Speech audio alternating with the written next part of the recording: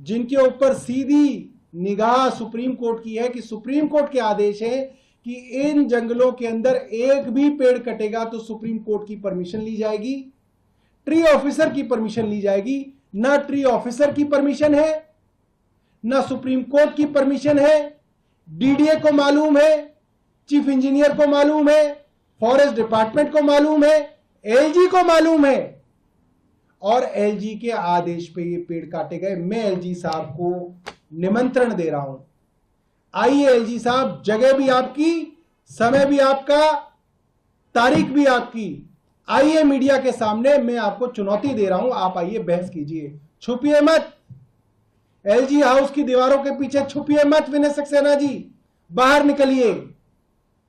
आपसे दिल्ली की जनता सवाल पूछ रही है, दिल्ली की चुने हुई सरकार आपसे सवाल पूछ रही है, दिल्ली का चुना हुआ मंत्री आपसे सवाल पूछ रहा है। आपने जो चोरी की वो पकड़ी गई, आपने कोर्ट को गुमराह किया, आप पकड़े गए, आपने दिल्ली को गुमराह किया, आप पकड़े गए। आज भारतीय जनता पार्टी और विनय सक्सेना एलजी साहब दोनों पूरी दिल्ली के सामने एक्सपोज हो गए।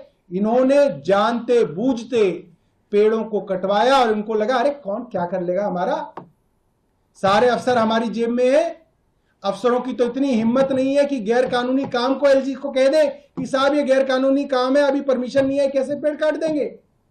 चीफ सेक्रेटरी एलजी साहब के साथ थे, एमसीडी कमिश्नर जो अब हैं और उस वक्त डिविजनल कमिश्नर थे अश्विनी कुमार, वो एलजी साहब के साथ थे।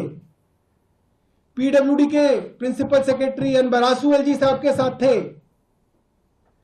फॉरेस्ट के principal secretary A K. Singh LG साहब के साथ थे।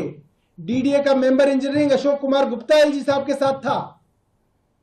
फॉरेस्ट डिपार्टमेंट के additional principal chief conservator of forest, मुख्य संरक्षक जंगलों के, वहां उनके साथ थे।